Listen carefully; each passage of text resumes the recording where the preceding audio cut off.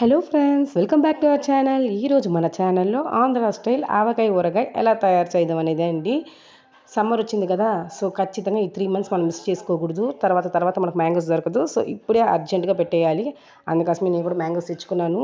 So first మ్యాంగోని మీరు ఏం చేసుకోవాలంటే బాగా వాష్ చేసుకొని గుడ్డుతో తుడుచుకోవాలి నీట్గా. తడితనం అనేది ఒక్క పాయింట్ కూడా ఉండకూడదు. అలా తుడుచుకొని కట్ చేసుకున్న మాత్రమే మీకు తడితనం పోదు. సో ఇలా ఎండలో ఎండబెట్టే వల్ల మీకు తడితనం బాగా పోయి మీకు చాలా రోజులు చెడిపోకుండా ఉంటుంది.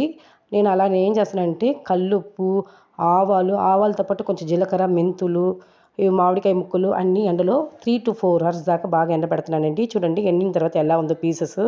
ఉప్పు అయితే తడితనం లేకుండా ఉంది. ఆవాలు నేను ఎందుకు ఏంచలేదంటే ఏంచితే మీకు చేదు వస్తుంది. సో ఇలా ఎండలో పెడితే చాలండి, ఆ వేడికే కొంచెం ఇదైపోతుంది. సో ఆవాల్ని నేను గ్రైండ్ చేసుకున్నాను. ఇదే అండి ఆవపిండి. ఇదే మనకు మెయిన్ టేస్ట్ క్రియేట్ చేసేది ఈ ఊరగాయకి. సో ఫస్ట్ నేను ఏం చేస్తానంటే ఒక వెసల్ తీసుకొని ఫ్రీగా తీసుకుంటే ఆ వెసలు, సో దట్ కలుపుకోవడానికి వాటర్ ఉంటుంది. దాంట్లో కొంచెం నేను గ్రౌండ్నట్ ఆయిల్, వేరుశనగ నూనె యాడ్ చేస్తున్నానండి. ఇక్కడ వేరుశనగ ఆయిల్లో కట్ చేసుకున్న ముక్కలు వేసి ఫస్ట్ ఒక 10 minutes దాకా ఉంచుతున్నాను. ఎందుకంటే సో దట్ ముక్కలు బాగుంటుంది. తర్వాత 1 గ్లాసు కారపొడి అండ్ 1/2 గ్లాసు సాల్ట్, అదే రాక్ సాల్ట్, అండ్ 1/2 గ్లాస్ పిండి, కొంచెం తెల్లబాయలు వేసుకొని బాగా మిక్స్ చేసుకుంటున్నానండి.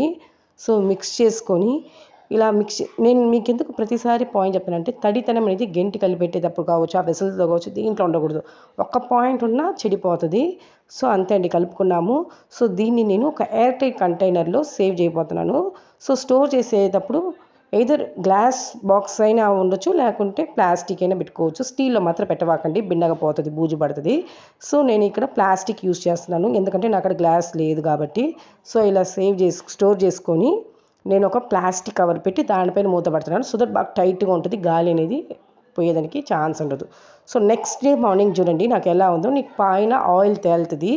మనము ఈరోజే మనం ఏం చేయాలంటే, మనకు ఒకవేళ సాల్ట్ కావచ్చు, ఉప్పు, కారం ఏదైనా అడ్జస్ట్ అవ్వలేదంటే ఈరోజు మనం యాడ్ చేసుకోవచ్చు నెక్స్ట్ డే మార్నింగ్.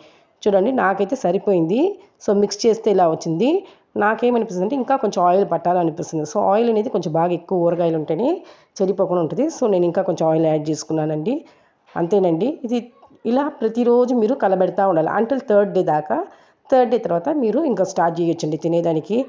చూస్తేనే నోరు ఊరిపోతుంది, నేను మాట్లాడలేకపోతున్నాను. Thank you for watching my video. Do subscribe. Thank you.